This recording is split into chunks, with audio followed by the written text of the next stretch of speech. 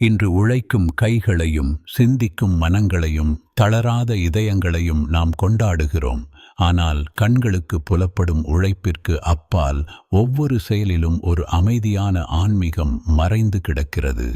வெயிலில் விதை விதைக்கும் விவசாயி மண்ணை மட்டும் நம்புவதில்லை, வாழ்க்கையின் மறைமுக ஓட்டத்தையும் நம்புகிறார். இரும்பை வடிவமைக்கும் தொழிலாளி அல்லது குறியீடுகளை உருவாக்கும் நிரலாளர் தன் விதியையே வடிவமைக்கிறான்.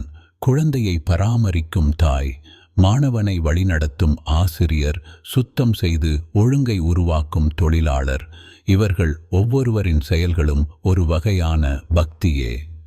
ஆன்மீகம் என்பது கோவில்களில் அல்லது பிரார்த்தனைகளில் மட்டும் இல்லை. அது நேர்மையுடன் செய்யப்படும் உழைப்பில் வாழ்கிறது.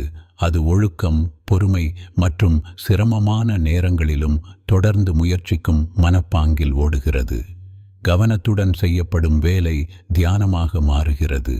அன்புடன் செய்யப்படும் உழைப்பு பிரார்த்தனையாக மாறுகிறது. இந்த தொழிலாளர் தினத்தில் நாம் செய்யும் வேலையை மட்டுமல்ல, அதில் நாம் கொண்டு வரும் ஆன்மாவையும் மதிப்போம். ஏனெனில் ஒவ்வொரு நேர்மையான உழைப்பும் புனிதமானதே.